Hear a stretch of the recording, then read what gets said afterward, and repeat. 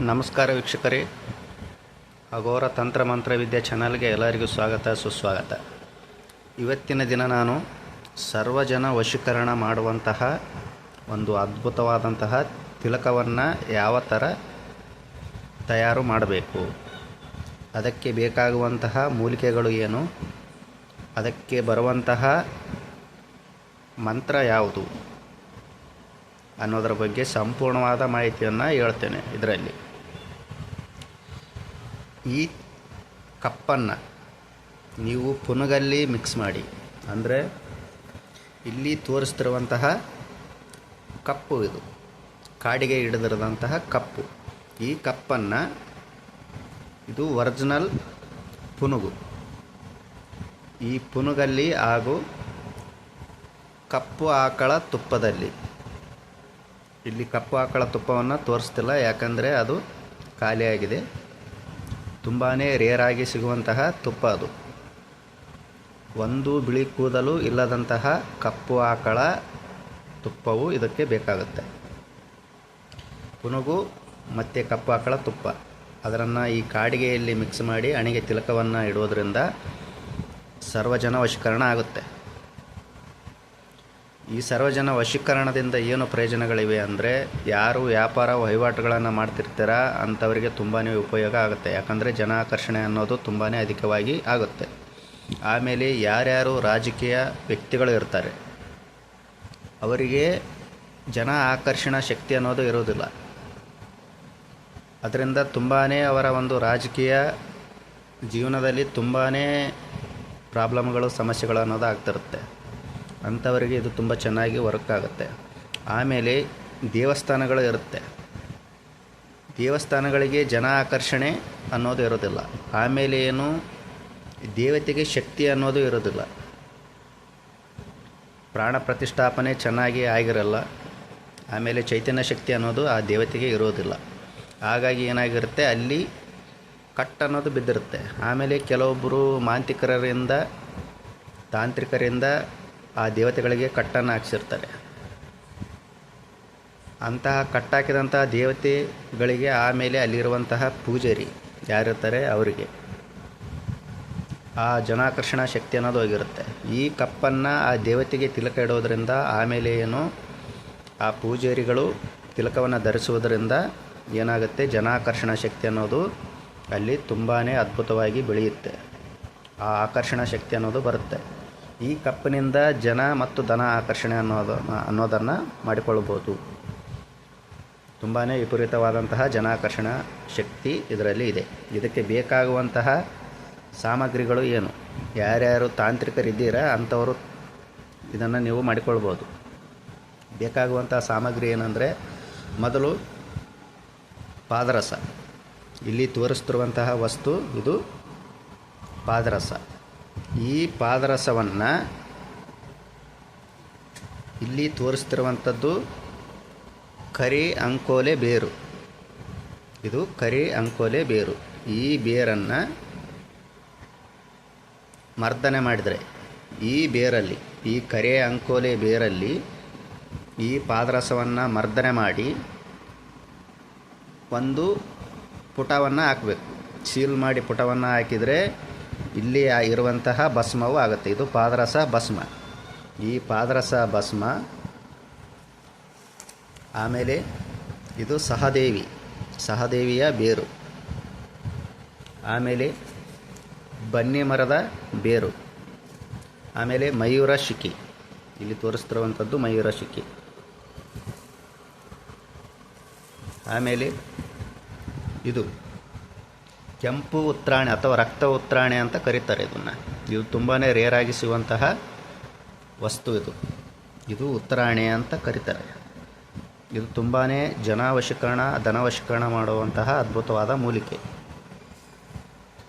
ಆಮೇಲೆ ಇದು ಒರಿಜಿನಲ್ ಆಗಿರುವಂತಹ ತುಂಬಾ ಶಕ್ತಿಯುತವಾಗಿರುವಂತಹ ಮರಳು ಮಾತಂಗಿ ಸಮೂಲ. ಇದು ಬಳ್ಳಿ ಬರುತ್ತೆ, ಮರಳು ಮಾತಂಗಿ ಬೇರು ಮತ್ತು ಸಮೂಲವನ್ನು ತೆಗೆದುಕೊಳ್ಬೇಕಾಗತ್ತೆ. ಆಮೇಲೆ ಇಲ್ಲಿ ತೋರಿಸ್ತಿರುವಂಥದ್ದು ಬೆನ್ನತ್ತಿ ಅಂತ ಕರೀತಾರೆ. ಇದೊಂದು ವಸ್ತು ಬೇಕು. ಆಮೇಲೆ ಬ್ರಹ್ಮದಂಡೆಯ ಸಮೂಲ. ಬ್ರಹ್ಮದಂಡೆ ನೀವು ಗಿಡವನ್ನು ನೋಡೇ ಇರ್ತಾರೆ ಎಲ್ಲರೂ. ಈ ಬ್ರಹ್ಮದಂಡೆಯ ಸಮೂಲ ಆಮೇಲೆ ಇದು ಸ್ತ್ರೀರತ್ನ, ಇದನ್ನು ಸ್ತ್ರೀರತ್ನ ಅಂತ ಕರೀತಾರೆ. ಇದರ ಒಂದು ಸಮೂಲ ಬೇಕಾಗುತ್ತೆ. ಆಮೇಲೆ ಇಲ್ಲಿ ಇರುವಂಥದ್ದು ಇದು ಒಳಮುಚ್ಚುಗ, ಇದರ ಸಮೂಲ ಬೇಕು. ಆಮೇಲೆ ಇದು ಹೊರಮುಚ್ಚುಗ ಅಂತ ಕರೀತಾರೆ. ತುಂಬಾ ಅದ್ಭುತವಾಗಿ ಜನಾಕರ್ಷಣೆ ಧನಾಕರ್ಷಣೆ ಇರುವಂತಹ ಮೂಲಿಕೆ. ಆಮೇಲೆ ಇದು ಉತ್ತರೇಣಿಯ ಸಮೂಲ, ಅಪಮಾರ್ಗ ಅಂತ ಕರೀತಾರೆ, ಅದರ ಸಮೂಲ ಬೇಕಾಗುತ್ತೆ. ಆಮೇಲೆ ಬದನಿಕೆಯ ಚೂರ್ಣ ಅಂದರೆ ಏನು, ಬಿಳಿ ಎಕ್ಕದ ಅಂದರೆ ಶ್ವೇತಾರ್ಕದ ಬದನಿಕೆ, ಆಮೇಲೆ ಜಾಲಿ ಮರದ ಬದನಿಕೆ, ಬೇವಿನ ಮರದ ಬದನಿಕೆ, ಆಮೇಲೆ ಆಲದ ಮರದ ಬದನಿಕೆ, ಅಶ್ವತ್ಥ ಮರದ ಬದನಿಕೆ, ಹುಣಸೆ ಮರದ ಬದನಿಕೆ, ಈ ಎಲ್ಲ ಬದನಿಕೆಗಳನ್ನು ಚೂರ್ಣವನ್ನು ಮಾಡಿಕೊಂಡು ಇಟ್ಕೋಬೇಕು. ಈ ಎಲ್ಲ ಬದನಿಕೆಗಳು ಸಹ ಬೇಕಾಗುತ್ತೆ ಈ ತಿಲಕ ತಯಾರು ಮಾಡಬೇಕಂದ್ರೆ. ಇದು ಬದನಿಕೆಯ ಚೂರ್ಣ. ಯಾಕಂದರೆ ಎಲ್ಲ ಬದನಿಕೆಗಳನ್ನು ತೋರಿಸ್ಬೇಕು, ಎಲ್ಲ ಮೂಲಿಕೆಗಳನ್ನು ತೋರಿಸ್ಬೇಕಂದ್ರೆ ಸಮಯ ಅನ್ನೋದು ತುಂಬಾ ಆಗುತ್ತೆ. ಅದಕ್ಕೆ ಕಾರಣ ಇಲ್ಲಿ ಚೂರ್ಣವನ್ನು ತೋರಿಸ್ತಿದ್ದೇನೆ. ಆಮೇಲೆ ಇದು ಬಿಳಿ ಕಾಡವೃಷ್ಟಿಯ ಸಮೂಲ. ಈ ಎಲ್ಲ ಸಮೂಲಗಳನ್ನು, ಈ ಎಲ್ಲ ಗಿಡಮೂಲಿಕೆಗಳ ಚೂರ್ಣಗಳನ್ನು ತೆಗೆದುಕೊಂಡು ಆಮೇಲೆ ಈ ಪಾದರಸ ಭಸ್ಮವನ್ನು ಸೇರಿಸಿ ಚೆನ್ನಾಗಿ ಮರ್ದನೆ ಮಾಡಿ ಪೌಡರನ್ನು ಮಾಡ್ಕೋಬೇಕು. ಪೌಡರನ್ನು ಮಾಡ್ಕೊಂಡ ಮೇಲೆ ಕರೆ ಹತ್ತಿ ಮರದ ಬತ್ತಿಯನ್ನು ಅಂದ್ರೇನು ಕಾಟನ್, ಅದರಲ್ಲಿರುವಂತಹ ಹತ್ತಿಯನ್ನು ತೆಗೆದುಕೊಂಡು ಅದರಲ್ಲಿ ಈ ಎಲ್ಲ ಗಿಡಮೂಲಿಕೆ ಚೂರ್ಣಗಳನ್ನು ಹಾಕಬೇಕು. ಚೂರ್ಣವನ್ನು ಹಾಕಿ ಅದನ್ನು ಒಸೆದು ಬತ್ತಿಯನ್ನು, ದಪ್ಪನಾದಂತಹ ಬತ್ತಿಯನ್ನು ಮಾಡಬೇಕು. ಬತ್ತಿಯನ್ನು ಮಾಡಿ ಕರೆ ಆಕಳ ತುಪ್ಪ ಅಂದ್ರೇನು, ಕಪ್ಪು ಆಕಳದ ತುಪ್ಪ, ಒಂದು ಬಿಳಿ ಕೂದಲು ಸಹ ಇರಬಾರ್ದು ಆ ಆಕಳಿಗೆ. ಅಂತಹ ಆಕಳನ್ನು ನೋಡಿಕೊಂಡು ನೀವು ಅದರ ತುಪ್ಪವನ್ನು ಮಾಡಿಕೊಂಡು ಇಟ್ಕೋಬೇಕು. ಆ ತುಪ್ಪದಿಂದ ದೀಪವನ್ನು ಹಚ್ಚಿ ಕಾಡಿಗೆಯನ್ನು ಹಿಡಿಬೇಕು. ಕಾಡಿಗೆ ಹಿಡಿದ್ರೆ ಈ ಥರ ಕಪ್ಪು ಅನ್ನೋದು ಬರುತ್ತೆ. ಕಾಡಿಗೆ ಇದು ಈ ಥರ ಕಾಡಿಗೆ ಅನ್ನೋದು ಬರುತ್ತೆ. ಈ ಕಾಡಿಗೆಯಲ್ಲಿ ನೀವು ಒರಿಜಿನಲ್ ಪುನುಗು, ತುಂಬಾ ಒರಿಜಿನಲ್ ಆಗಿರುವಂತಹ ಪುನುಗು, ಇದು ತುಂಬಾ ಆಕರ್ಷಣ ಶಕ್ತಿ ಇರುವಂತಹ ವಸ್ತು. ಈ ಪುನುಗನ್ನು ಆಮೇಲೆ ಶುದ್ಧವಾಗಿರುವಂತಹ ಒರಿಜಿನಲ್ ಆಗಿರುವಂತಹ ಗೋರೋಚನವನ್ನು ಸೇರಿಸಿ ಕಪ್ಪು ಆಕಳ ತುಪ್ಪದಲ್ಲಿ ಮರ್ದನೆಯನ್ನು ಮಾಡಬೇಕು. ಕಪ್ಪು ಆಕಳ ತುಪ್ಪವನ್ನು ಸೇರಿಸಬೇಕು ಈ ಕಾಡಿಗೆಗೆ ಕಪ್ಪು ಆಕಳ ತುಪ್ಪವನ್ನು ಸೇರಿಸಿ ಇದಕ್ಕೆ ಒಂದು ಮಂತ್ರದಿಂದ ಅಭಿಮಂತ್ರಿತವನ್ನು ಮಾಡಬೇಕು. ಅದು ಸರ್ವಜನ ವಶೀಕರಣ ಮಾಡುವಂತಹ ಮಂತ್ರ ಯಾವುದು ಅಂದರೆ, ಒಮ್ಮೆ ಹೇಳ್ತೇನೆ, ನೀವು ಸರಿಯಾಗಿ ಕೇಳಿಸ್ಕೊಳ್ಳಿ. ಓಂ ಕಂದರ್ಪ ಶಬರಿ ಜ್ವಾಲಮಾಲಿನಿ ಸರ್ವಲೋಕ ವಶಂಕರಿ ಸ್ವಾಹ. ಓಂ ಕಂದರ್ಪ ಶಬರಿ ಜ್ವಾಲಮಾಲಿನಿ ಸರ್ವಲೋಕ ವಶಂಕರಿ ಸ್ವಾಹ ಅಂತ ನೀವು ಮಂತ್ರವನ್ನು ಆ ಕಪ್ಪಿಗೆ 11,000 ಮಂತ್ರದಿಂದ ಅಭಿಮಂತ್ರಿತವನ್ನು ಮಾಡಬೇಕು. ಅಭಿಮಂತ್ರಿತ ಮಾಡಿ ನೀವು ಹಣೆಗೆ ತಿಲಕವನ್ನು ಧರಿಸುವುದರಿಂದ ನಿಮಗೆ ಧನ ವಶೀಕರಣ ಅನ್ನೋದು ಆಗುತ್ತೆ, ಜನಧನ ಆಕರ್ಷಣೆ ಅನ್ನೋದು ಆಗುತ್ತೆ. ಆಮೇಲೆ ದೇವತೆಗಳಿಗೆ ಆಯಿತು ಅಥವಾ ನೀವು ಪೂಜೆ ಮಾಡುವಂತಹ ದೈವಕ್ಕೆ ಯಾರಾದರೂ ಕಟ್ಟು ಅನ್ನೋದು ಹಾಕಿದರೆ ಆ ತಿಲಕವನ್ನು ಆ ದೇವತೆಗೆ ನೀವು ಹಚ್ಚುವುದರಿಂದ ಕಟ್ಟುಗಳನ್ನೋದು ಬಿಚ್ಚಿ ಹೋಗುತ್ತೆ.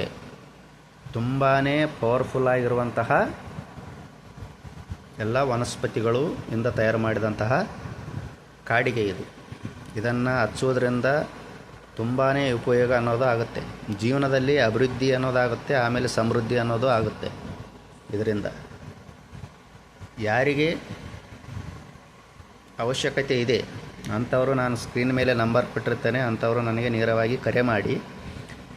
ಆಮೇಲೆ ಯಾರ್ಯಾರು ತಾಂತ್ರಿಕರಿದ್ದೀರ ಅದನ್ನು ನಾವು ಮಾಡಿಕೊಳ್ತೇವೆ ಸ್ವತಃ ಅಂದರೆ, ಇಲ್ಲಿ ತೋರಿಸ್ತಿರುವಂತಹ ಮೂಲಿಕೆಗಳನ್ನು ವನಸ್ಪತಿಗಳನ್ನು ನೀವು ಸಿದ್ಧಿ ದಿನಗಳಲ್ಲಿ ತೆಗೆದುಕೊಂಡು ಬಂದು ಅದನ್ನು ಸಂಗ್ರಹಿಸಿ ಇಟ್ಕೊಂಡು ಆಮೇಲೆ ಕಪ್ಪು ಆಕಳ ತುಪ್ಪವನ್ನು ಸಂಗ್ರಹಿಸಿ ನೀವು ಈ ಕಪ್ಪನ್ನು ಹಿಡಿದು ಕಾಡಿಗೆಯನ್ನು ತಯಾರಿಸಿ ನಿಮ್ಮ ಹತ್ರ ಇಟ್ಕೊಂಡ್ರೆ ತುಂಬಾ ಜನ ಆಕರ್ಷಣೆ ಅನ್ನೋದು ಇರುತ್ತೆ.